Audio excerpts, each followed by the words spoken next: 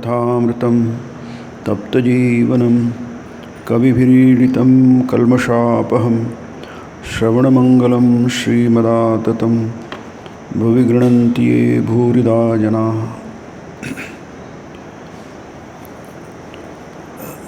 साप्ताहिक प्रवचनमालेमध्ये आपण श्रीरामकृष्ण वचनामृत आणि भगवद्गीता एक चिंतन हा विषय बघत आहोत. श्रीरामकृष्ण वचनामृताचा 19वा अध्याय आपण बघत आहोत.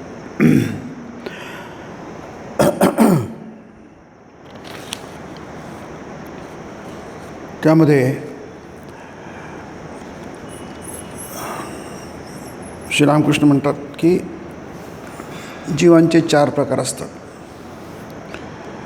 म्हणजे 4 प्रकारचं त्यांना विभागलं जाऊ शकतं. विधा म्हणजे प्रकार.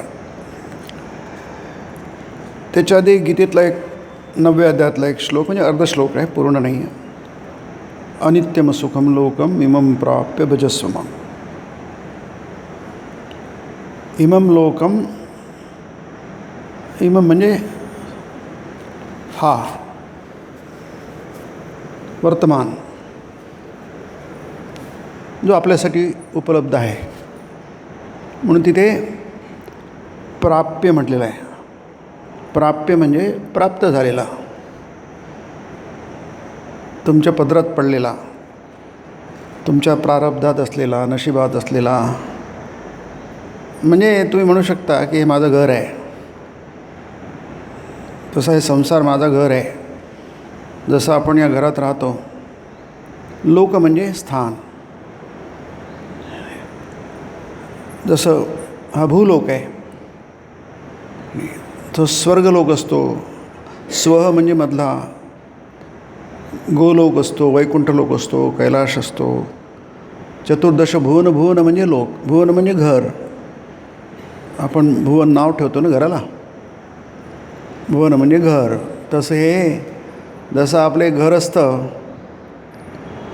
ज्याला भिंती असतात, कुंपण असतं, कंपाऊंड असतं, तसंच हे जे घर आहे आपलं, हा संसार हे घर आहे. आणि म्हणून ते जे महाउपनिषदमध्ये आहे, उपनिषदामध्ये, की वसुधा एव कुटुंबकम, आजकाल त्याला बरंच उच्चारलं जातं. वसुधा म्हणजे पृथ्वी. हे पृथ्वी एक कुटुंब आहे, परिवार आहे. परिवार कुठं असतो? घरात असतो. मग हे सगळं घरच, जगच घर आहे. म्हणून ज्ञानेश्वर महाराजांनी ते म्हटलेलं आहे की ज्ञानांविषयी, जो आत्मज्ञानी असतो, ब्रह्मज्ञानी असतो, ज्याला कळलं असतं की सगळं जग जे आहे आणि आपण आहो आणि ईश्वर आहे, या तीनमधलं संबंध काय आहे?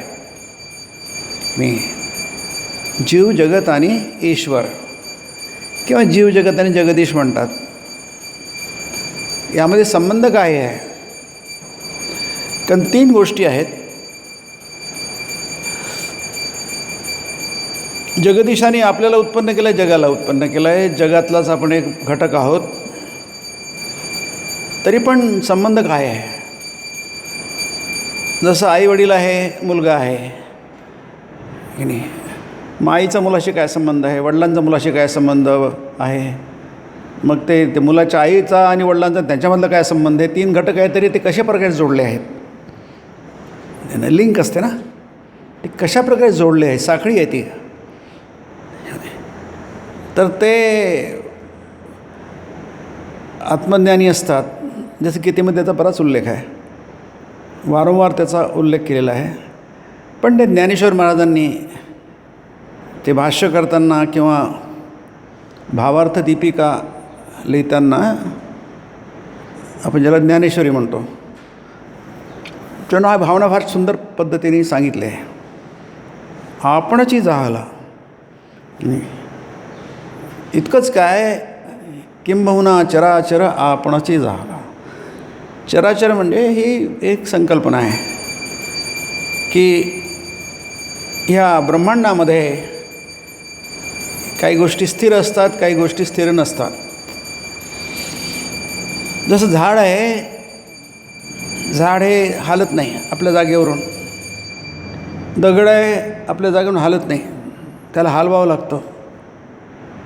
झाडाला दुसरीकडे ट्रान्सप्लांट करावं लागतं, नाही तर ते मरतं. माणसं हे चरामध्ये येतात, अचरामध्ये येतात, चर येतात. म्हणजे मला वाटलं मी इथून दुसरीकडे जाऊ शकतो, दुसरीकडून इकडे येऊ शकतो, मी कुठे जाऊ शकतो, कारण मी चर आहे. विचरती म्हणजे हालचाल, ते गीतेमध्ये आहे, अर्जुनाच्या प्रश्नामध्येच आहे. आत्मज्ञानी काय बोलतो की किमासीत व्रजेत किम, किम व्रजेत, तो कसं काय फिरतो, कसं काय भटकतो. व्रजन म्हणजे, म्हणून परिव्राजन म्हणजे संन्यासी. व्रजन म्हणजे फिरणं, इतस्ततः फिरणं, अबाधपणे, त्याला कुठेही अटकाव नाही आहे. ते एक संकल्पना सिम्बॉलिक आहे. ते म्हणजे आपल्याला घर अटकवून ठेवतं, घर बांधून ठेवतं, हे जग बांधून ठेवतं. जगातली प्रत्येक गोष्ट आपल्याला अटकवून ठेवते, बांधून ठेवते, आपल्याला इकडे तिकडे हलू देत नाही. त्यालाच आपण इथे म्हटलं आहे जीवांचे चार प्रकार. बद्ध, बद्ध म्हणजे काय? आपल्याला दिसत काही कुठे बंधनं नाही दिसत, पण आहेत ते. तुम्ही त्यातून बाहेर पडण्याची इच्छा, बाहेर पडण्याचा प्रयत्न करा, मग तुम्हाला समजेल की नाही अरे आपल्याला बाहेर नाही पडत आहेत. म्हणून आपण ते उदाहरण बघितलं आहे, श्रीरामकृष्ण म्हटलं आहे की मासा आहे किंवा मासे आहेत, जाळ्यामध्ये सापडले आहेत, मोकळे आहेत की ते कुठेही जाऊ शकतात इकडे तिकडे. पण जाऊ शकतात म्हणजे जोपर्यंत जाळं त्या पाण्यात आहे तोपर्यंत, आणि ते सुद्धा त्या जाळ्याच्या अंतर्गतच, तिथल्या तिथेच, जाळ्याच्या बाहेर त्यांना जाता येत नाही. जरी जाळ्याच्या आत पाणी आहे आणि बाहेरही पाणी आहे, तरी त्यांना त्या जाळ्यामध्येच परता येतं. आणि ते सुद्धा जोपर्यंत ते जाळं किनाऱ्यावर फरफर, इथं शब्द फार सुंदर आहे, फरफर ओढलं जात नाही तोपर्यंत. मग ही बद्धतेची जाणीव जी आहे ती करून दिली जाते, त्यालाच विवेक म्हणतात. आपल्याला दिसत नाही, दिसलं असतं की सगळं जग मुक्त होऊन गेलं असतं. परमानंदात त्यांनी डुबक्या घेतल्या असत्या. बद्ध मुक्ती अवस्था काय बनायची? मुक्त पुरुष मुक्तच असतो की नाही, त्याला काय बांधणार? लहान मुलं मुक्त असतात बघा, त्यांना काय बांधणार? ते आनंदी असतात नेहमी, म्हणून मुक्त असतात ते, कारण त्यांना बंधनं नसतात. म्हणून ते नेहमी उड्या मारतात, किंकाळ्या फोडतात, सगळीकडे दणाणून सोडतात. ते कधी चालत नाही, ते धावतात, उड्या मारतात, पळतात. माणसं, मोठी माणसं चालतात किंवा हळूहळू चालतात, रखडत चालतात. लहान मुलांचं तसं नसतं, कारण काय, ते मुक्त असतात. हे उदाहरण सिम्बॉलिकल आहे ते. नाही तसंच ते किंबहुना चराचर आपणची जाहला की नाही, हे सगळं चर अचर जे आहे, सृष्टी आहे, ब्रह्मांड आहे, तो आणि मुक्त पुरुष हे वेगळे नाही आहे. आपणची किंबहुना म्हणजे आणखी काय सांगायचं, त्याला किंबहुना म्हणतात. संस्कृत शब्द आहे, मराठीत वापरला जातो. किंबहुना आणखी काय सांगायचं. कारण काय, त्याची मती म्हणजे बुद्धी, त्याचा अनुभव त्या अर्थाने, बोध या अर्थाने. हा बोध काय आहे की नाही, अनुभूती काय आहे, त्याचं रिलेशन काय आहे की नाही. हे विश्व जे आहे माझं घर आहे की नाही. घराशी जसे आपण एकरूप असतो, घरापासून वेगळे नसतो की नाही. घर म्हणजे आपण, आपण म्हणजे घर की नाही. हक्काचं स्थान आहे ते. त्याचप्रमाणे हे विश्व इथे इमम प्राप्य म्हटलं आहे गीतेमध्ये. ज्ञानेश्वर महाराज भाष्य करताना म्हणतात, हे लिहिताना टीका त्याला म्हणतात. टीका म्हणजे मराठीतली टीकाने भाष्य या अर्थाने. तर ती लिहिताना म्हणतात, हे विश्वची माझे हे घर, ऐसी मती जयाची स्थिर, म्हणजे ते अनुभव या अर्थाने. मती स्थिर जयाची याचा अर्थ ते फक्त सिद्धांत नाही आहे, सिद्धांत आणि त्याची अनुभूती, त्याचा तो अनुभव आहे, त्याचं पक्क झालं आहे या अर्थाने स्थिर म्हटलं आहे. शब्दात मांडायचं आहे ना. आता शब्दात तुम्ही जितकं शक्य आहे तितकंच मांडू शकता.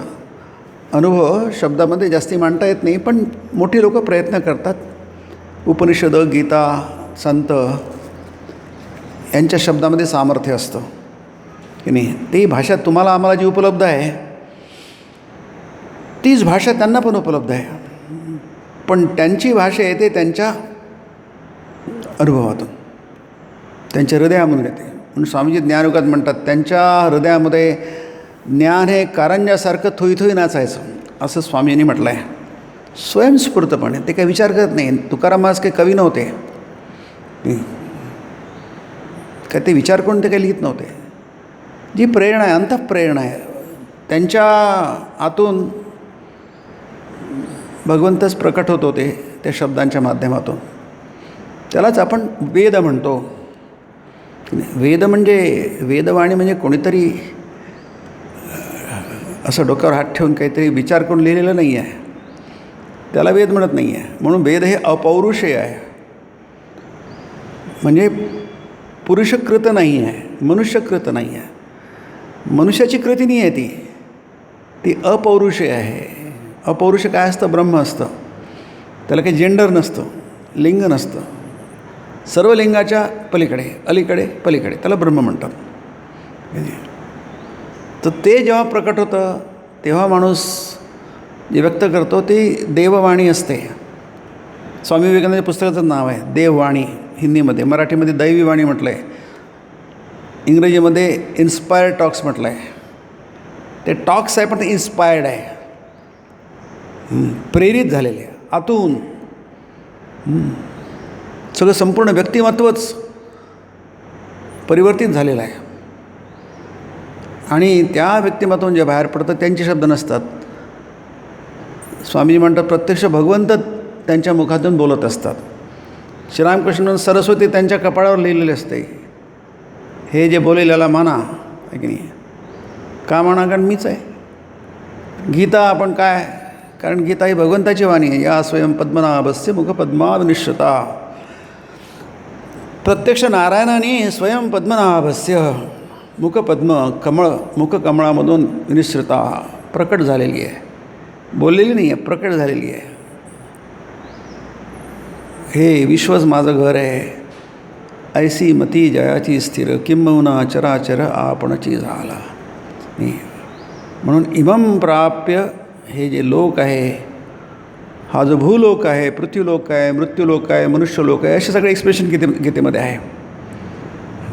हे सगळे वेगवेगळ्या पद्धतीने वेगवेगळ्या संदर्भामध्ये वेगवेगळ्या शब्दांचा उपयोग केलेला आहे, आणि क्षिप्रम हि मानुषे लोके सिद्धिर्भवती कर्मजा. मानुष्यलोक म्हणजे मनुष्यलोक. इथे तुम्ही कर्म केले की तुम्हाला पटकन फळ मिळतं. सिद्धिर्भवती कर्मजा, कर्मातून उत्पन्न झालेली सिद्धी म्हणजे फळ. क्षिप्र म्हणजे पटकन मिळतं, म्हणून लोक इथेच अटकतात, आहे की नाही. या संसारात का अटकतात तेच म्हटलं आहे. हे जरी संसार अनित्यम आहे, असुखम आहे, इमम लोकम अनित्यम असुखम, हे बरोबर सिद्धांत बरोबर आहे. यात कणमात्रसुद्धा इकडे तिकडे करता येत नाही. मग लोक अनित्यम असुखांना बघता मी ते अटकतात कसे? कारण त्यांना ते दिसत नाही. ते दिसलं असतं की सगळं जगच बुद्धासारखं. बुद्ध म्हणजे काय? बुद्ध म्हणजे तो त्याची झोप उडालेली आहे, झोप संपली आहे त्याची, त्याला बुद्ध म्हणतात. बुद्धस्थिती अवस्था आहे ती, गीतेमध्ये आहे की नाही? ती बुद्ध अवस्था आहे. भगवान बुद्ध हे पूर्णपणे हिंदू संन्यासी होते 100%. त्यावेळी कुठे बुद्ध धर्म होता, कुठे जैन, कोणताच धर्म नव्हता. ते पूर्णपणे सनातनी वैदिक होते. ती जी निर्वाण अवस्था आहे उपनिषदातली, गीतेतली, वेदांमधली, ती त्यांनी तिथे गीतेमध्ये ब्राह्मी स्थिती म्हटलं आहे. ती त्यांना तपस्येने विवेक करून चिंतन करून त्यांना ती प्राप्त झाली. त्याला बोधी अवस्था म्हणतात. त्याला ते बोधगया म्हणतात. जे गयेपाशी आहे, एक विष्णू गया आहे. ते हिंदूंचं स्थान आहे, तीर्थस्थान आहे. 15-20 किलोमीटर असेल, मला नक्की आठवत नाही, 14-15 ते 14-20 किलोमीटर असेल. तिथे बोधगया आहे. त्या वृक्षाखाली सिद्धार्थाला बोधी अवस्था प्राप्त झाली की मी कोण आहे. तिथे अशी मूर्ती आहे, एक बोट आहे खाली जमिनीला लावलेलं आणि एक वरती दाखवलं आहे, भगवान बुद्धाची मूर्ती आहे. त्याचा अर्थ काय आहे?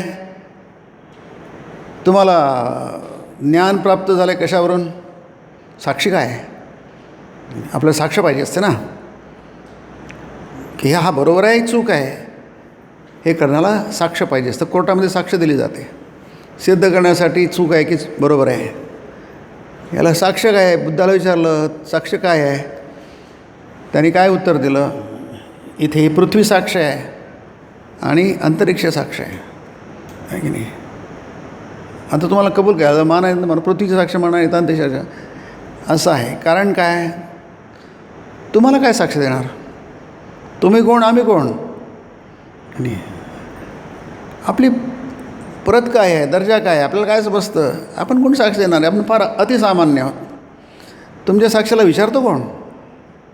आणि याला मोठे लोक पाहिजे असतात साक्ष द्यायला की नाही? मोठ्या लोकांची साक्ष ही ग्राह्य धरली जाते. इथे आहे, तिथे आहे. आणि ते बुद्धाला तिथे त्याच्या बाजूलाच आहे. तेव्हा तिथे ते आसन आहे, तिथे बसले होते मंदिरामध्ये. त्यांना सरस्वतीने दर्शन दिलं. सांगितलं की जा झाडाखाली जा, तिथे तुला असं काहीतरी कथा आहेत की नाही? म्हणजे प्राचीन त्रिपिटकामध्ये वगैरे आहे सगळे. पण नंतर ते त्याला बाह्य कारणांमुळे थोडंसं बाजूला सारलं गेलं की नाही? तो भाग वेगळा. परंतु जी बोधी अवस्थाचं जे वर्णन आहे, ब्राह्मी स्थिती, ब्रह्मनिर्वाण मृच्छती, ब्रह्मनिर्वाण मृषयः क्षीणकल्मषः छिन्नद्वैधा यतात्मान सर्वभूतहिते रता. हे काय बुद्धांनी थोडं जाणलं काय? ते आहेच, गीतेमध्येच आहे. निर्वाण म्हटलं बघ, छिन्नद्वैधा यतात्मान ऋषयः क्षीणकल्मषः, हे सगळं बघा वर्णन बघायचंच आहे. ते कुठं आहे? बुद्धाच्या आधी बरेच 1000 वर्ष आधीचं हे ज्ञान आहे. सर्वभूतहिते रताः, गीतेमध्ये सर्वभूत पुष्कळ 12 वेदात पण आले इथे आहे.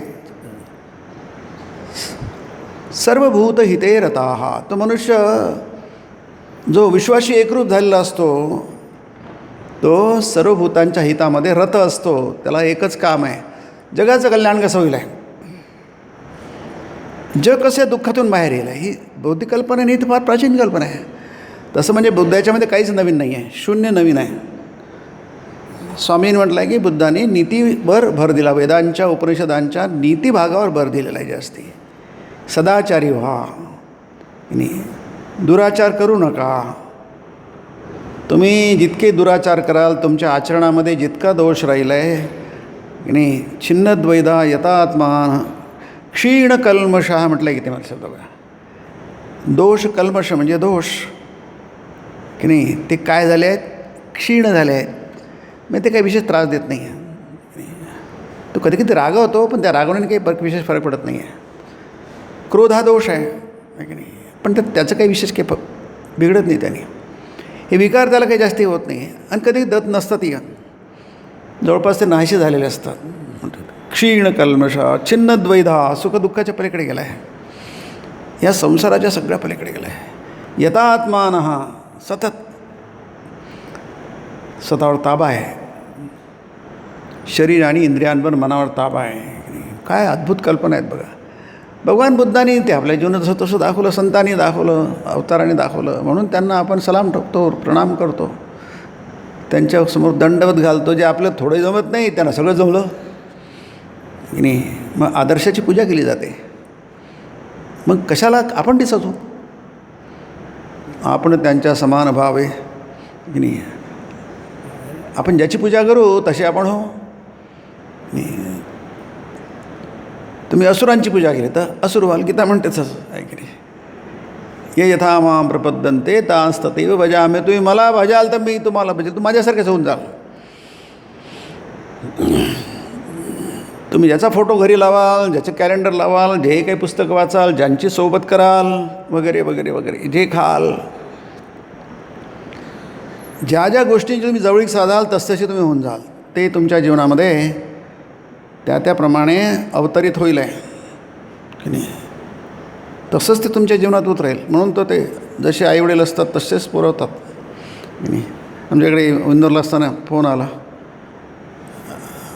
झाला नाही काही त्यांना. आमचे ते मेंबर्स होते मॅनेजिंग कमिटीचे, चांगले हे. मी आपलं बोलायला लागलो त्यांच्याशी. मग त्यांच्या लक्षात आलं की मी ज्यांच्याशी बोलतो ते झालेलं नाही आहे, त्यांचा तो मुलगा आहे की नाही. पण त्याच्या मुलाचा आवाज एवढा एक होता की आपल्याला ते वडील बोलतात आहे की मुलगा बोलतात आहे काहीच कळत नव्हतं. तुम्हाला अरेच कसं नाही. बऱ्याच लोकांचं असं होतं, माझा आवाज आणि वडिलांचा आवाज एकदम एक आहे, तो तुम्हाला भ्रमात टाकणार आहे. म्हणजे बघा, वडिलांचा आणि मुलाचा आवाज इतका एक प्रकारे असू शकतो. फार रेअर गोष्ट असते, कारण प्रत्येकाचा आवाज अगदी वेगळा असतो. प्रचंड भिन्नता असते, त्यात काही साम्य नसतं. प्रत्येक गोष्ट भिन्न असते. पण कधी कधी असं होतं की नाही, मुलं जसे वडील जसे चालतात मुलं तसेच चालतात. त्यांची चाल बघा, आईप्रमाणे सगळं नक्कल आहे ती, आपोआप ते नक्कल होते. हे आता गीतेत त्याचं फार सुंदर उत्तर आहे. त्याचा फारच सुंदर उल्लेख आहे गीतेमध्ये की यद्यदाचरती श्रेष्ठ. श्रेष्ठ म्हणजे आपल्यापेक्षा मोठे, गुणानी वयानी इत्यादी, अधिकारानी पदानी वगैरे वगैरे. आचरती वागतात, श्रेष्ठ आचरती तत्तदेवी तरोजना. बाकी तसेच नक्कल करतात.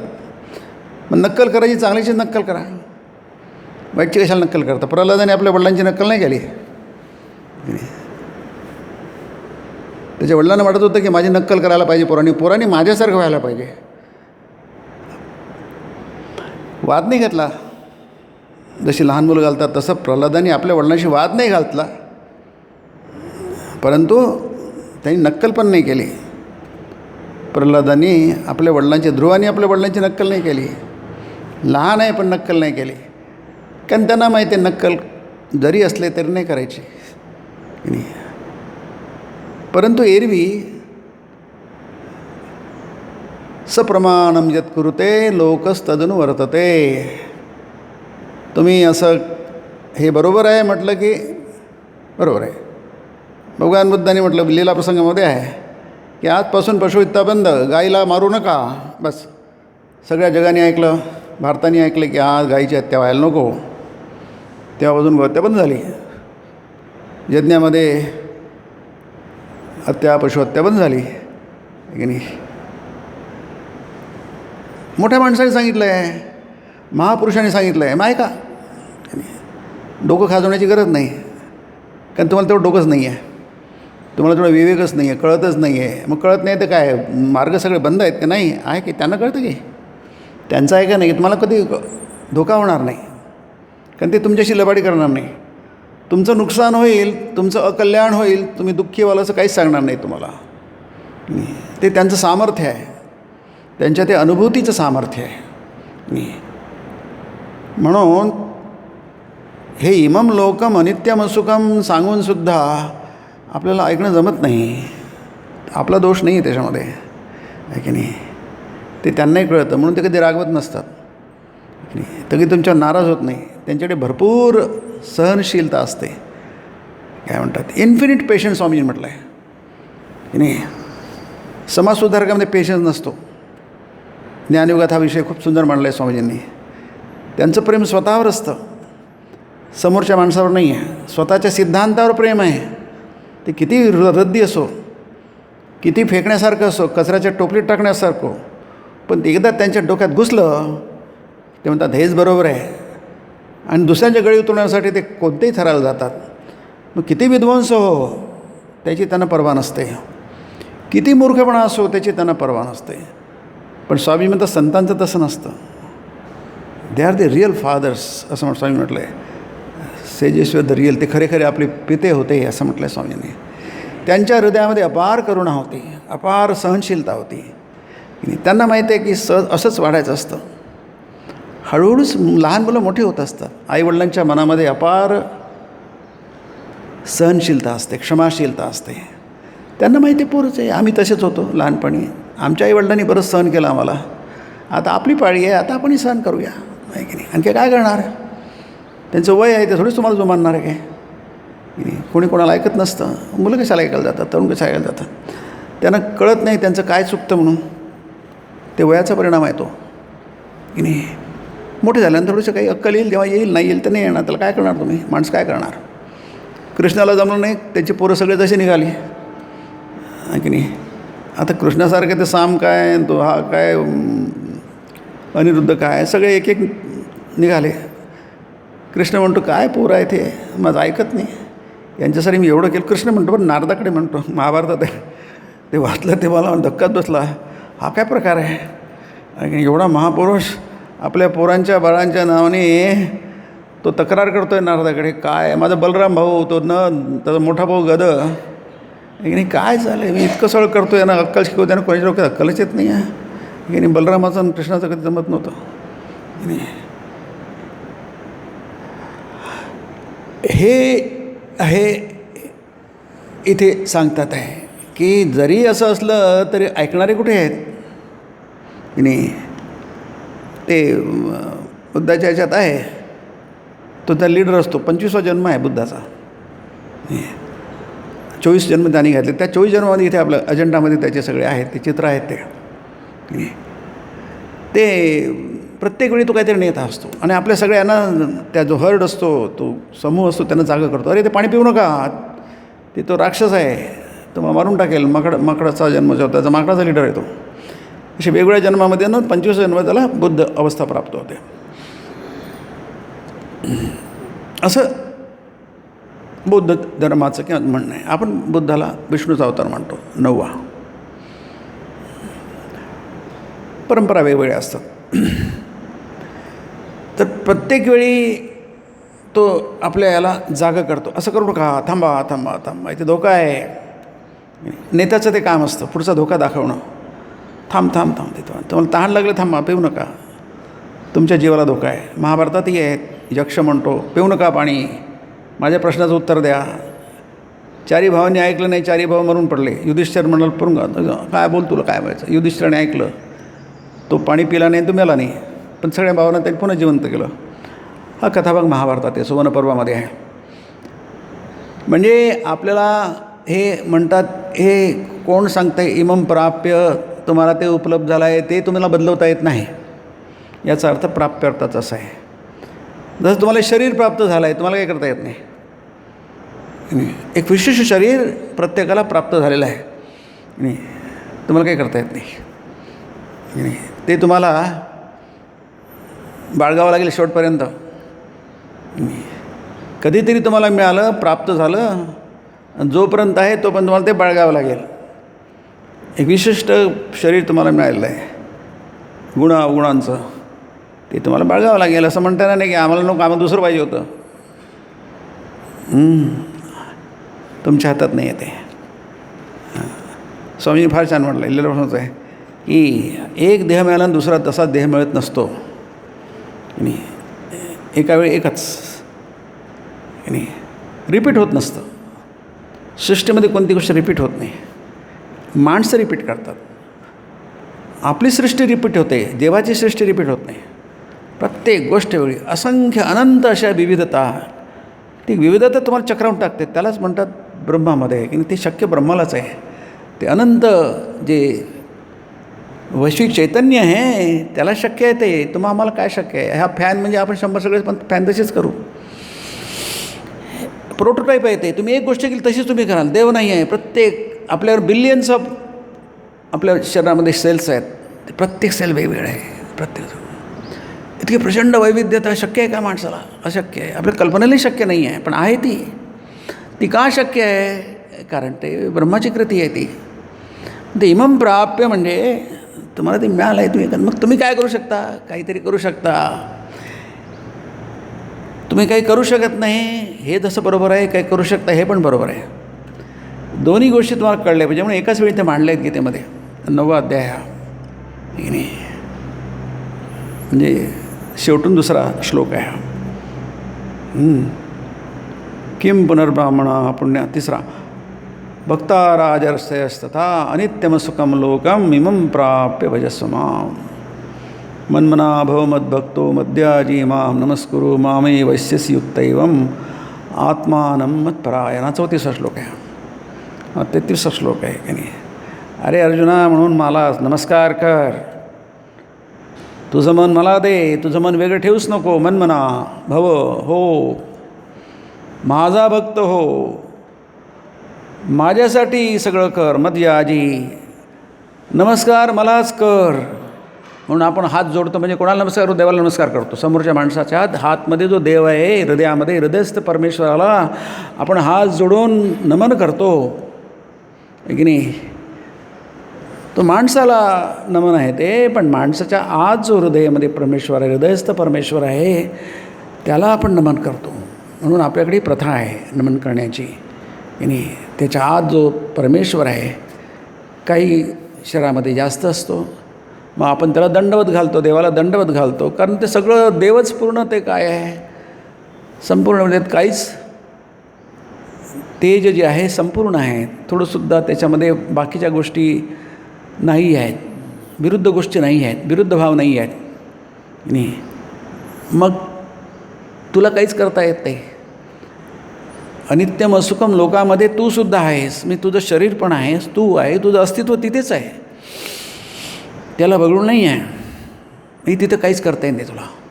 मग इथे श्रीरामकृष्ण म्हणतात बद्धाचे प्रकार 4 हे जे म्हटलं आहे. पुढच्या याच्यामध्ये म्हटलं आहे असं का होत नाही? कारण ते तुम्हाला तो डोकं नाही आहे, तीव्र वैराग्य नाही आहे, प्रचंड प्रखराची बुद्धिमत्ता पाहिजे ज्याच्यात तुम्ही झोकून देता स्वतःला. सिद्धार्थाने स्वतःला झोकून दिलं तर म्हणता मला राजवाडा वगैरे नको, पुष्कळ झालं, वय फार कमी होतं, अगदी तरुण अवस्था, पत्नी होती त्या काळामध्ये, पुत्राची जस 1-2 दिवसाच्या आधी पुत्र प्राप्त झाला होता.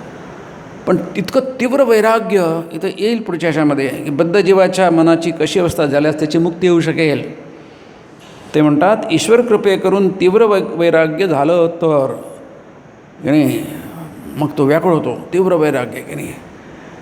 इतक्या परीक्षा दिल्या, याही वेळी माझं क्लिअर झालं नाही, नंतरही झालं नाही, 4दा अटेम्प्ट केल्या आणि अजूनही मला त्या कॉम्पिटेटिव्ह काय UPSC म्हणा MP होतच नाही आहे. मग तो पक्का करतो नाही, यावेळी मला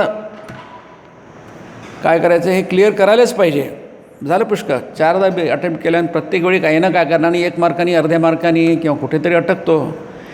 यावेळी मात्र मी करणार म्हणजे करणारच. त्याला म्हणतात तीव्र वैराग्य आहे की नाही. वैराग्य म्हटलं की आपल्या अंगाला घाम फुटतो.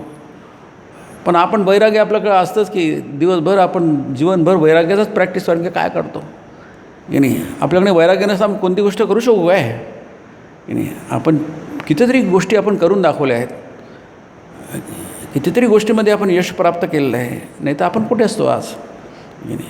याचा अर्थ तीव्र वैराग्य आहेत, फक्त त्याचं थोडेसे वेगळ्या प्रकारच्या क्षेत्रामध्ये आहे. इथं थोडंसं इकडे करा, गोष्ट तीच आहे. मोड पुढे येतात फिर श्रीरामकृष्ण तुम्ही थोडंसं वळण द्या त्याला. पाणी इकडे जात आहे, बांध घातला जातो मग डावा कालवा आणि उजवा कालवा असतो. म्हणजे काय, ते पाणी एरवी सरळ चाललं जाईल आहे, वाया जाईल आहे, आकाशात जाईल आहे, उडून जाईल आहे. अडवा त्याला, इकडे उजवीकडे वळवा, डावीकडे वळवा की नाही. त्याला कालवे काढा, नुसतं बांध घालून काय फायदा, त्याच्या बाजूला कालवे काढावे लागतात की नाही. उजवीकडे जाणार तर उजवा म्हणतात, डावीकडे जाणार डावा म्हणतात. तसंच पाणी निर्माण करत नाही आपण, पाणी असतंच, त्याचं नियोजन करतो. तसं जीवनामध्ये तुमचेच कोणतेच फोर्सेस तुम्ही मिळवणार नाही आणि काही नाही, ते आहे तुमच्यामध्ये. फक्त त्याचं नियोजन कसं करायचं, ते आपल्या कल्याणासाठी हितासाठी कसं वापरून घ्यायचं, आपल्याला ज्ञानप्राप्तीसाठी त्याचा कसा उपयोग होईल, फक्त एवढीच तिची नियोजनबद्धता असते. आणि ते तुम्ही इथेच हेच सांगतात आहे. तुम्हाला करता येण्यासारखं काहीच नाही आहे. म्हणजे जसं म्हटलं इथे जर इमम प्राप्य, याचा अर्थ काय आहे, तुम्हाला मिळालं आहे तर तुम्हाला काहीच करता येत नाही आहे. या जगातून उडी मारून दुसऱ्या जगात जाऊ शकणार नाही आहे. ते मंगळावर जाणे करतात काय, त्याला काही अर्थ नाही आहे की नाही. तिथं वस्ती करायची त्यांची चालू आहे, लोकांनी बुकिंग पण केलं आहे, पण ते सगळ्या त्याला काही अर्थ नाही, तो आपला विषय नाही आहे की नाही. पण तुम्हाला ह्याच जगात राहावं लागेल, इथेच राहावं लागेल, या जमिनीवरच राहावं लागेल, तुमच्या घरातच राहावं लागेल. जे काही प्रॉब्लेम्स घरचे आहेत, घराच्या भिंतीच्या बाहेर आहेत, समाजात आहे, देशात आहे, जगात आहे, सगळं असंच राहणार. त्याला म्हटलं खूप सुंदर, इमम प्राप्य, काय सुंदर कल्पना आहे बघा की नाही. ते त्याची नित्यता तुम्ही करू शकत नाही, अनित्य जगाला तुम्ही नित्य करू शकत नाही. पडझड होणार, उठापटक होणार. कधी तरंग लाटा खूप उंच जातात, कधी कोसळतात. तर लाटाचं नर्तन आहे ते की नाही. जितकी उंच जाईल तितका खड्डा पडेल तिथे मोठा, हे स्वामींचे विचार आहेत की नाही. हा निसर्गाचा नियम आहे. हे कशाला, हे तुम्हाला काहीही करता, हे लक्षात घ्यायला पाहिजे बघा. तुम्हाला काय करता येते तर काय करता येत जेवढं करा, जरूर करा, पण त्याला नेहमी मर्यादा असतात, हे विसरू नका. नाही तर तुम्ही कट्टर व्हाल. त्यालाच गीतेमध्ये आसक्त म्हटलं आहे. योगिनः कर्म कुर्वन्ति संगम त्यक्त्वा आत्मशुद्ध आहे. योगी कर्म करतात, कर्मयोगी कर्म करतात आत्मशुद्धीसाठी. ते आत्मशुद्धी म्हणजे काय, तीच शुद्धी आहे की तुम्हाला काय करता येण्यासारखं काय करता येईल. म्हणतो संगम त्यक्त्वा, संघ सोडून म्हणजे काय, तुम्हाला काही करता येण्यासारखं नाही, तुम्हाला कळलं पाहिजे की नाही. आपण कट्टर बनतो, आणि मी काय करून दाखवणार. जरूर प्रयत्न करा. इथे दिलं आहे त्याला तीव्र वैराग्य, त्यात शेतकऱ्याचं उदाहरण दिलं आहे. मी माझ्या शेतामध्ये पाणी आणणारच, नक्कीच आणणार. आणि तो कंबर कसतो, दिवसभर आंघोळ करत नाही, खात नाही, पित नाही, काही करत नाही. आणि दुसरा म्हणतो आज मी मात्र पक्का निश्चय केला आहे, नाही तर शेती जळून चालली आहे आणि मला उत्पन्न मिळणार नाही. त्याला म्हणतात दृढता. उपासनेशी दृढ चाल व्हावे आहे की नाही. उपासना जी आहे, देवाची भक्ती दृढतापूर्वक करायला पाहिजे. सतो दीर्घकाल नैरंतर्य सत्कार असावितो. तुम्ही अगदी झोकून दिलं पाहिजे, प्रेमपूर्वक. सत्कार म्हणजे प्रेमपूर्वक, भक्तिपूर्वक केलं पाहिजे, अर्धवट मनाने नाही की नाही. पण त्याच्यामध्ये त्याच्यामध्ये तुम्हाला त्याचं कसं ते, जसं ते सेवा केली जाते ना लहान मुलांची, झोकून केली जाते, प्रेमपूर्वक केली जाते, सगळं विसरून जातात की नाही. कारण काय, ते तर एकत्व असतं. म्हणून इथे जे म्हटलं आहे, काही गोष्टी तुम्हाला बदलवता येणार नाही, त्याला प्राप्य म्हटलं. इमम प्राप्य, या जगाला तुम्हाला काय करता आहे, जितकं काय करतं तितकं करा आहे की नाही.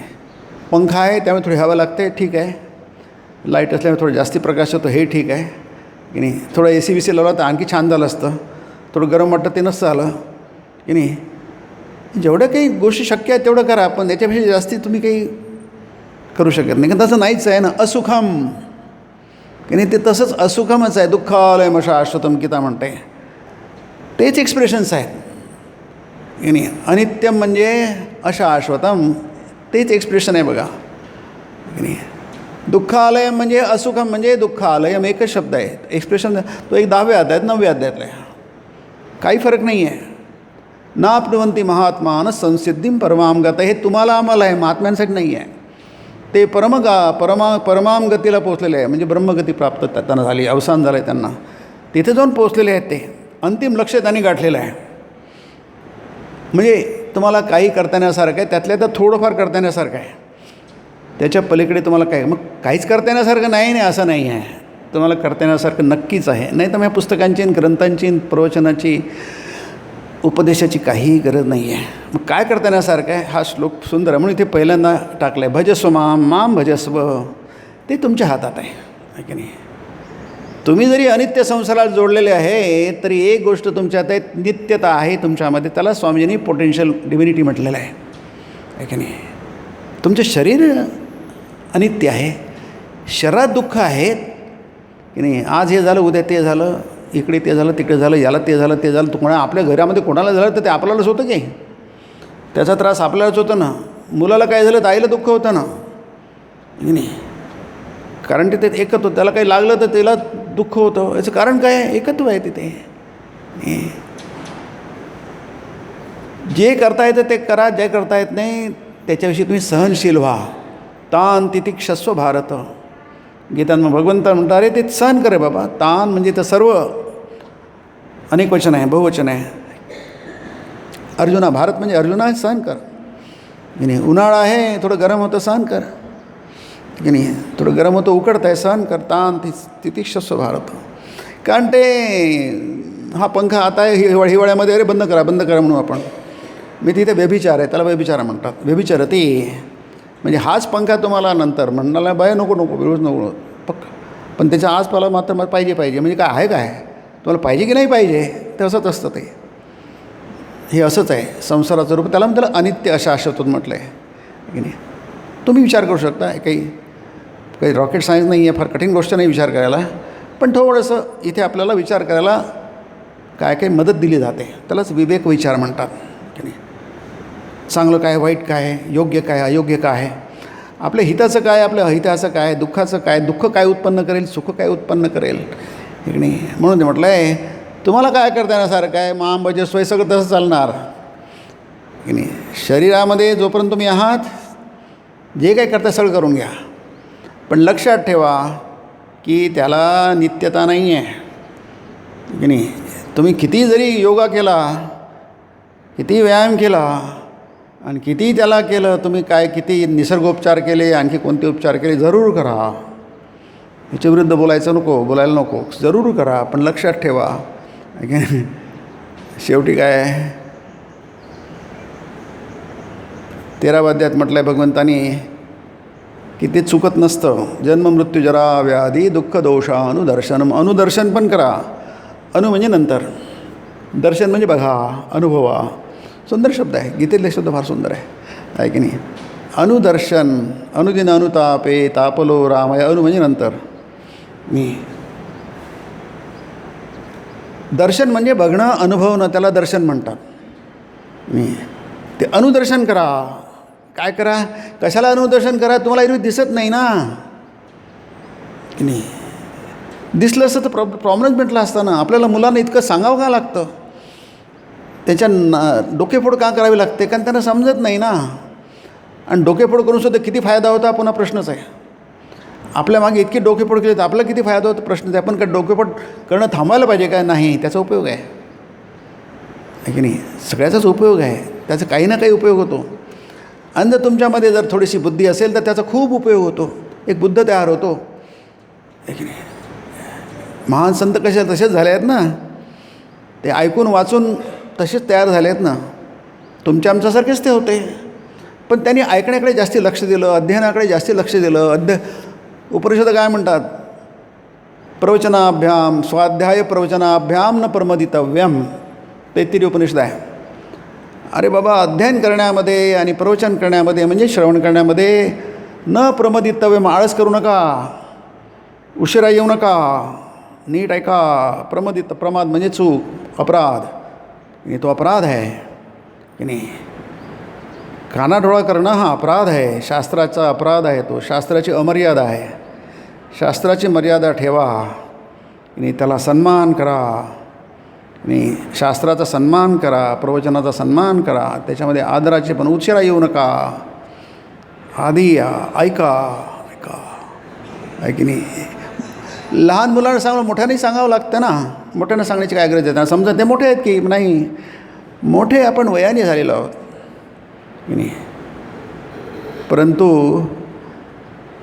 हे विवेक हा प्रश्न वेगळा आहे. हा विषय वेगळा आहे की नाही. प्रल्हादामध्ये तो विवेक लहान असताना होता. ध्रुवामध्ये विवेक तो त्याच्या आईने उत्पन्न केला की नाही. कुंतींनी विवेक उत्पन्न केला त्या याला आपल्या मुलांमध्ये, पांडवांमध्ये उत्पन्न केला. शिवाजीच्या आईने तो विवेक शिवाजी महाराजांना दिला की नाही. विवेकानंद घडले आईने घडवले, नरेंद्रांना घडवलं त्यांच्या आईने घडवलं, भुवनेश्वरीने घडवलं आहे की नाही. ते आईचं सगळं श्रेय आहे, ते योगदान आहे, ते आहे. फार मोठं जबाबदारी असते की नाही. म्हणून भजस्व माम म्हणजे इथे जे म्हटलं आहे, तुम्हाला करता येण्यासारखं काय आहे ते करा, बाकी तुम्ही काळजी करू नका. माम भजस्व, तुम्हाला सहज करता येईल. फक्त तुम्हाला ते 2-4 गोष्टी नीट समजावं लागतं आहे, पण ते होत नाही. म्हणून इथे म्हटलं आहे 4 प्रकार आहे आणि बद्ध जीवांचे 4 प्रकार. म्हणजे आपण सगळे मानव जातीसाठी आहे, पशुपक्ष्यांसाठी नाही आहे, झाडांसाठी नाही आहे, मानवांसाठी. म्हणून मी ते म्हटलं आहे मानुषे लोक. गीता म्हणते मानुष हा मनुष्य लोक आहे, मृत्यूलोक आहे. याचे काही गुणधर्म आहे, याला धर्म म्हणतात. धर्म म्हणजे क्वालिटी, वैशिष्ट्य आहे त्याची. या विश्वाची वैशिष्ट्य तुम्ही सगळे जाणून घ्या. तुम्हाला कोण समजून, वैज्ञानिक समजून नाही देणार, ते वेगळ्या पद्धती समजून घेतात. त्यासाठी हे स्पिरिच्युअल सायन्स पाहिजे, अध्यात्म पाहिजे. अध्यात्म स्वभाव उच्चते. अर्जुन म्हणतात किम अध्यात्मम. देवा अध्यात्म म्हणजे काय? स्वभाव उच्चते की नाही. अरे ते सगळं वैश्विक चैतन्य तुझ्यामध्ये आहे, पोटेन्शियली डिव्हाइन, त्याला म्हणतात अध्यात्म की नाही. बाहेर आहे, आत आहे, सगळं अणुरेणूमध्ये आहे, त्याच्याशिवाय काहीच नाही की नाही. आणि ते तुझ्या हात आहे, त्याला स्वभाव म्हणतात. स्वभाव हा 8वा अध्याय की नाही. कुठे आहे ते? तुमच्या हात आहे. Potentially divine, each soul is potentially divine. ते दिव्यत्व, तुम्ही दिव्य आहात, तुम्ही जड नाही. तुमच्यामध्ये जड काही. इथे एक वचनामध्ये आला आहे, अरे तो हाजरा म्हणतो की काही, कधी म्हणतो चैतन्य, कधी काय, कसलं जड आहे म्हणून. कसलं जड? सगळं चैतन्यच आहे. ते जड आलं कुठून? ही आपली वैदिक कल्पना नाही आहे की नाही. आपल्याला जडबीड काही नाही आहे. दगड जड नाही आहे की नाही. आपल्या दृष्टीने म्हणून जड दिसतो आहे तो. ते अनुभूती आपल्याकडे नाही आहे. म्हणून ते रामायणामध्ये आहे, राम वनात गेला असताना त्याने ते पदस्पर्शाने अहिल्या, तो दगड अहिल्या झाली. कशाही प्रकारे तुम्ही घ्या, काय तो दगड नाही आहे, तो ती अहिल्या आहे की नाही. रामाने फक्त काय केला? स्पर्शल हा लाईट आहे, हा जड आहे, तुम्ही स्विच दाबा, तो उजळेल. तो म्हणजे तो जड नाही आहे ॲक्च्युली, फक्त त्याच्यामध्ये तुम्हाला ते कनेक्ट करावं लागेल की नाही. ते कनेक्शन ऑलरेडी आहेच, थोडंसं स्विच दाबा, लाईट लागेल तो की नाही. म्हणून आपल्या संकल्पनेमध्ये जड नावाची काही गोष्टच नाही आहे. किम मौना चराचर विश्वची माज, किम मौना चराचर आपणही झाला. सगळंच्या सगळं चैतन्यमय आहे की नाही. तत्वमसी, तत् म्हणजे चैतन्य, वैश्विक चैतन्य, कॉस्मिक इंटेलिजन्स स्वामीजींनी म्हटलं आहे. सगळं चैतन्यमय आहे, काहीच नाही दुसरं. चैतन्य सोडून जगामध्ये काहीच नाही. जडाचं नावच नाही आहे. त्यातलंच काही थोडंसं घनीभूत होतं, तुम्हाला त्यातलं चैतन्य दिसत नाही. दगडातलं चैतन्य संबंध फार कठीण आहे. झाडामधलं सुद्धा कठीण आहे. झाडाला सुद्धा भावना असतात, पशूंना भावना असतात, त्यांनाही सुखदुःख असतात, त्यांना बोलता येत नाही, बेजुबान असतात, ते मूक असतात, मूक प्राणी असतात. माणसाने, मुलांनाही भावना असतात, मुलींनाही भावना असतात, सगळ्यांना भावना असतात की नाही. एक्सप्रेशन कमी जास्ती असतं की नाही. संतांमध्ये ते चैतन्य भरपूर असतं, अवतारांमध्ये परिपूर्ण असतं. तरतमाचा फरक आहे हा फक्त. तुमच्यामध्ये जे आहे ते सगळ्याच्यामध्ये एक लाट खूप मोठी आहे, एक लाट छोटी आहे, छोटा तरंग आहे, पण ते समुद्र याच्यातही आहे आणि त्याच्यातही आहे. त्यात काही फरक होत नाही. ती किती मोठी लाट असली तर तो समुद्राचाच भाग आहे. अखंड आहे तो समुद्र, हा अखंड आहे. ब्रह्म हे अखंड चैतन्य आहे. तिथे काहीच फरक नाही आहे. फक्त आपल्याला ही मोठी लाट आहे ती आपल्याला नजरेत भरते. काय मोठी लाट आहे म्हणतो आपण, मोठी लाट ती नजरेत भरते, कारण ती मोठी आहे म्हणून भरते. पण फरक काय? तो समुद्र आणि हाही समुद्रच आहे की. किती क्षुल्लक जरी तरंग असला, लाट असली, तरी तोही समुद्रच आहे ना. समुद्रापेक्षा थोडंसुद्धा त्याला वेगळं करता येत नाही. ते सगळं अखंडित आहे. तिथे कुठेही खंड नाही, कुठेही ब्रेक नाही आहे. म्हणून आपल्याकडे जडाची कल्पनाच नाही आहे की नाही. अखंड सच्चिदानंद ब्रह्म म्हणतो आपण की नाही, ते अखंड आहे, त्याच्यामध्ये कुठेच ब्रेक नाही आहे की नाही. पण ते कळत नाही आहे. म्हणून भजस्व माझ्या नादी लागतो. थोडंसं आपण आपले शब्द वापरले व्यवहारातले, तर माझ्या नादी लाग, जगाच्या नादी नको लागू की नाही. पुष्कळ बघितलं आपण जगाच्या नादी लागून की नाही. आपल्याला दुःख मिळाले, अपयशच मिळालं, आपल्या हृदयामधला आक्रोश काही कमी होतच नाही आहे. अहम शोचामी नारद म्हणतात. सनतकुमारकडे छांदोग्योपनिषद आहे. अरे मी खूप दुःखी आहे नारद म्हणतात. सनतकुमार प्राचीन 4 ऋषी आहेत ते. मी खूप दुःखी आहे, मला तुम्ही सांगा, काहीतरी उपदेश द्या. जसं अर्जुन म्हणतो, शादिमाम मला उपदेश दे कृष्णा, मला उपदेश द्या. मी तुला काय उपदेश देऊ बाबा, तुला काय माहिती आहे सांग आधी. तुला जे माहीत आहे ते तुला कशाला सांगू मी, माझा वेळ कशाला बाहेर घालू. तुला काय माहीत आहे बस म्हणण्याचं चौकार नारदांनी सुरू केलं. मला ऋग्वेद माहीत आहे, अरुज माहीत आहे, अमुक माहीत आहे, सर्पविद्या माहीत आहे, ॲस्ट्रॉनॉमी माहीत आहे. जरी मोठी यादी वाचली आहे की नाही. त्यामध्ये सगळं वाचल्यानंतर शेवटलं काय, परंतु सगळं वाचलं पण अहम शोचा मी दुःखी आहे. हे सगळंच काही आहे, सगळं अभौतिक आहे, वेदाचं ज्ञान आहे, सगळंच काय आहे. पण तो म्हणतो काय, अहम शोचा म्हणून भगवान तुमच्याकडे आलो आहे. मी ऐकलं आहे की तुमच्याकडे तुमच्यासारख्या लोकांमध्ये आल्यानंतर माझं दुःख दूर होईल आहे. सनतकुमार उत्तर देतात, तुला सगळं माहिती आहे बाबा, पण हे सगळे शब्द आहेत, अनुभूती नाही आहे, म्हणून तू दुःख होत आहे की नाही. हे तुझं ऐकतं ज्ञान आहे ना, हे सगळं भौतिक आहे ना, सगळं आहे ना, ते तू दुःख दूर करणार नाही आहे, त्याने काहीच होणार नाही आहे. अनित्य ते अनित्यच राहील, दुःखच राहील, त्याने काहीच होणार नाही आहे. मग काय करू नये काय, आणि जरूर करावं. कारण काय त्याचा उपयोग आहे, व्यवहारामध्ये उपयोग आहे. जोपर्यंत शरीर आहे तोपर्यंत शरीराच्या दृष्टीने या भौतिक जीवनामध्ये त्याचा खूप उपयोग आहे. माणसाने कंबर कसून प्रयत्न करायला पाहिजे. पण हा जो विचार आहे की यांनी सगळं सोडून देईल, ते चूक आहे. ते कट्टरता आहे, ती संकीर्णता आहे, मतांधता आहे, स्वमतांधता आहे. तसं कधी होत नसतं. तुम्ही वस्तूचा स्वभाव बदलू शकत नाही, त्याला वस्तुतंत्र म्हणतात. शास्त्रामध्ये शंकराचार्य त्याला वस्तुतंत्र म्हटलं आहे की नाही. त्याला बदलवता येत नाही आहे. पुरुषतंत्र बदलवता येतं. मी निर्माण केलं आहे, ती मी बदलू शकतो. हे पुस्तक पान वेगळं झालं आहे, मी त्याला नीट शिवू शकतो, माझ्या हातात आहे की नाही. पण काही गोष्टी माझ्या हातात नाही आहे. त्याचं कळलं पाहिजे, त्याची मर्यादा कळली पाहिजे की काय बदलवता येतं आणि काय बदलवता येत नाही. भजस्व माम म्हणजे तुम्ही नादी लागू नका, माझ्या नादी लागा. माझ्या नादी कृष्ण नाही, कृष्ण हे सिमॉलिकल आहे की नाही, अवतार आहे तो आहे की नाही. ते सोपी आहे ना, 12 अध्याय भक्तियोग तुम्ही वाचा, सोपी आहे. देवा माणसाच्या नादी लागणं सोपी आहे, तत्वाच्या नादी लागणं कठीण आहे. म्हणून की अरे ते अर्जुना ते आहे सगळं अव्यक्तात आहे की नाही. 12 अध्याय सुरुवातीलाच आहे. अर्जुनच प्रश्नच विचारतो, असं करू की तसं करू. ते म्हणतात ते दोघे सर्वभूत इथे रता हा की नाही. परंतु मनुष्य शरीर धारण करण्याला ते कठीण आहे अर्जुना नाही. ये तू सर्वाणी कर्माणी मयि संन्यस्य मत्परः अनन्ये नैव योगेन माम ध्यायन्त उपासते. हे सोपी आहे, हे तुला जमू शकणार नाही, त्याला भजस्व म्हटलं आहे. ये तू सर्वाणी कर्माणी मयि संन्यस्य, जे काही करशील तू मला दर्पण कर, मत्परा हो, माझ्या नादी लाग. अनन्ये नैव योगेन माम ध्यायन्त उपासते की नाही. अशा प्रकारे तो माझं ध्यान करतो, माझी उपासना करतो, माझ्या नादी लागतो अनन्य भावाने. दुसरं तिसरं चौथं काही नाही आहे.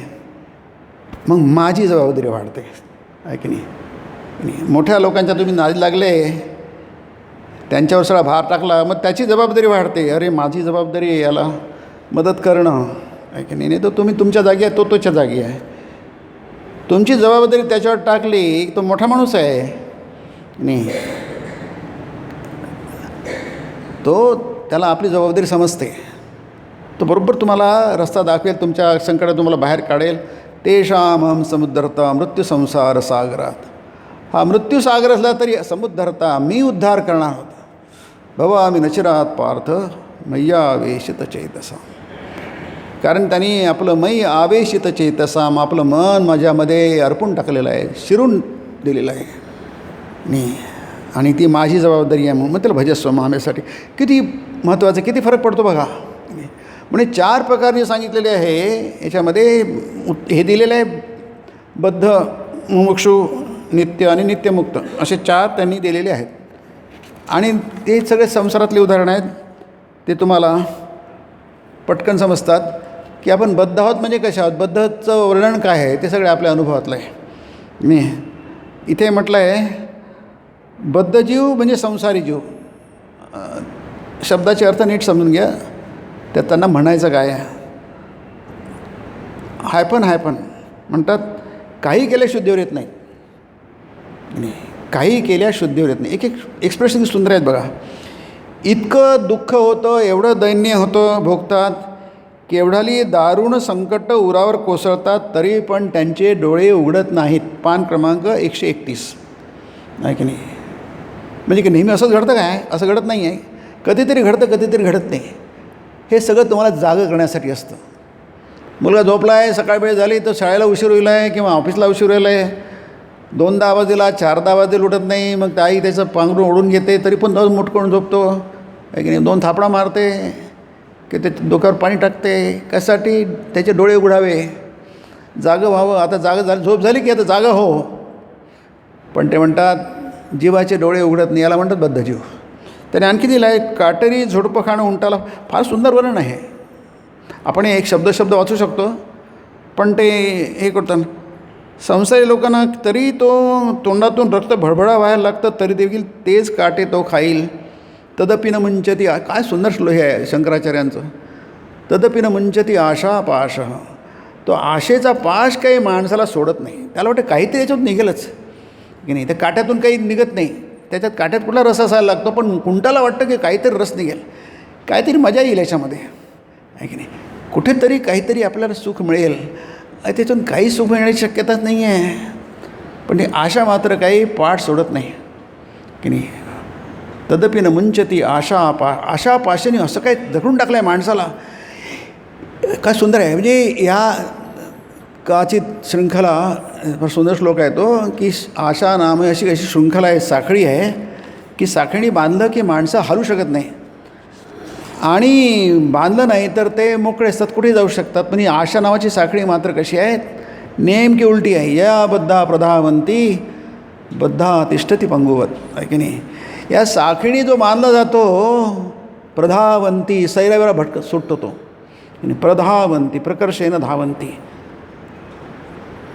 जो बांधला गेला आहे तो धावत सुटतो, भरकटतो, सैरावेळा पळतो. बद्धा तिष्ठती पंगुवत. आणि जो याने मुक्त आहे तो पंगू जसा हलू शकत नाही तसा आपण हालत नाही. याला कुठे पळायची गरजच नाही आहे. बसल्या जागी आनंदात येतो आहे की त्याच्या आनंदाला काही कुठे सीमा नाही आहे. असीम आनंद आहे तो आहे की नाही. अमाप आनंद आहे की नाही.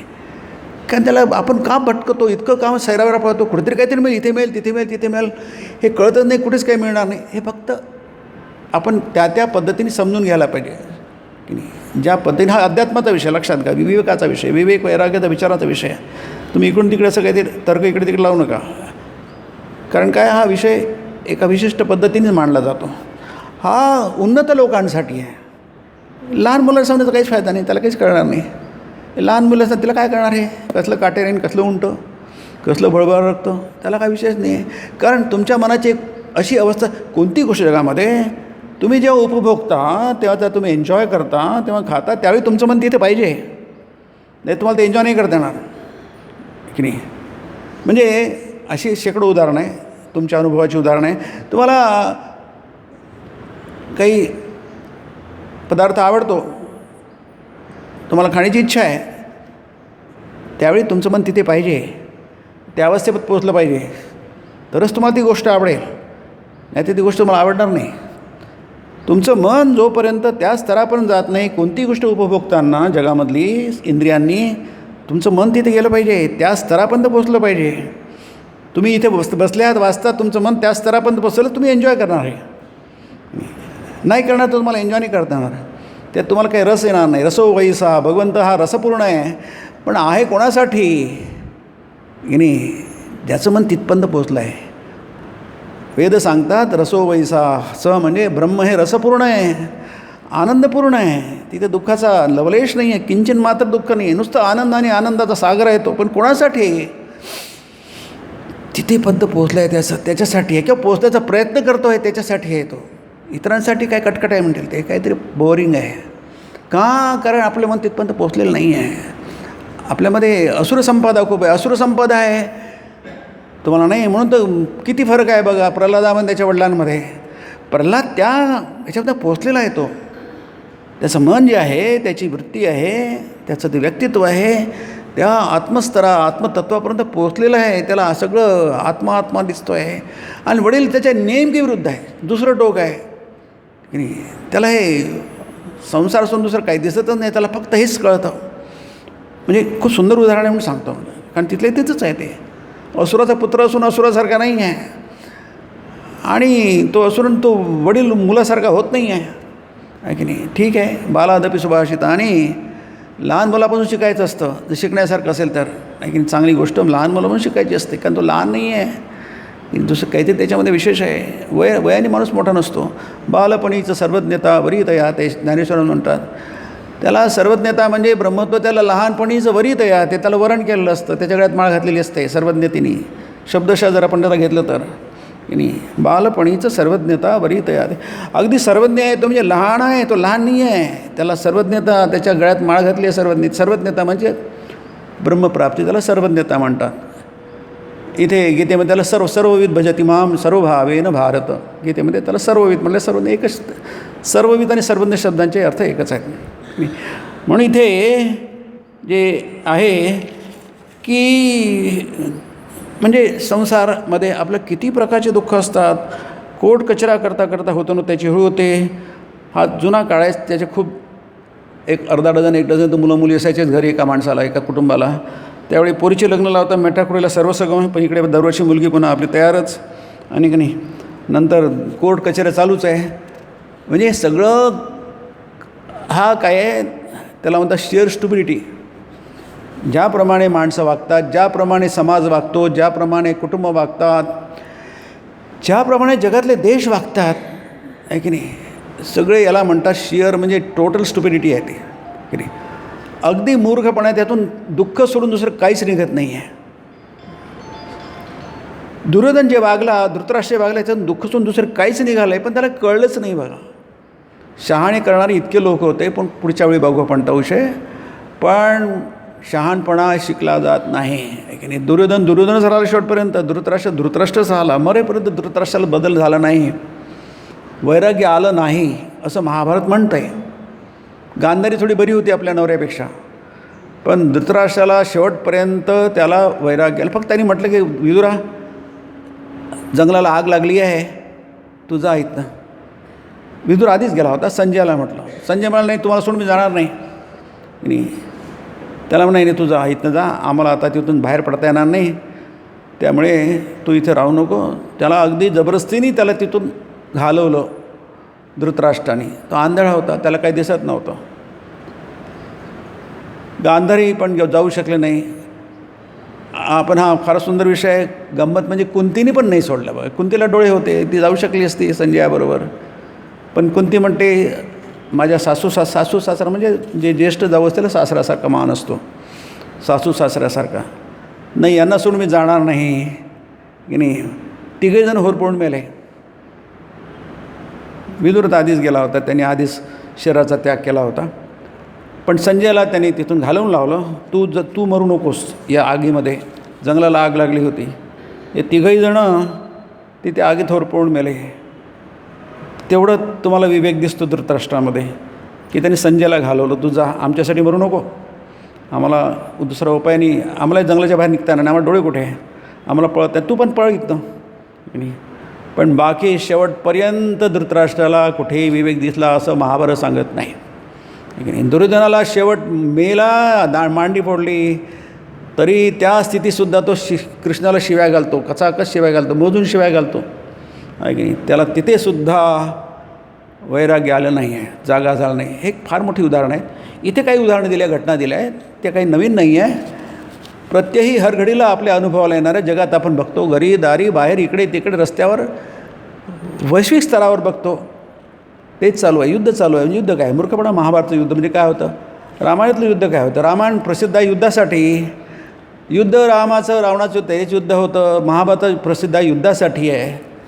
परंतु माणसं तेव्हाही शहाणे होत नव्हते, आजही शहाण होत नाही आणि ते होणार नाही. याचं कारण आहे हे मायेचं संसारात जाळे माणसाला कधी दिसतच नाही. म्हणून भजस्व माम. अर्जुना, हे होणार नाही तुझ्याच्याने, मला माझी मदत घे की नाही. तुला डोळे नाही आहे, मी तुला डोळे देतो. दिव्यम ददामि ते चक्षु. ते तुला दिव्यचक्षु मी तुला देतो, मग तुला दिसायला लागेल. या डोळ्यांनी तुला काही दिसणार नाही. मी देईल, मी तुझा उद्धार करेन. सुंदर एक्सप्रेशन्स आहेत. हे फक्त समजून घ्यावं लागेल आपल्याला. पुढच्या प्रवचनात बघूया. ओम निरंजनम नित्यमनंतरूपम भक्तानुकंपाधृतविग्रहं वै ईशावतारं परमेशमीड्यं तं रामकृष्णं शिरसा नमामि. ओम शांति शांति शांति. हरि ओम तत्सत्. श्रीरामकृष्णार्पणमस्तु.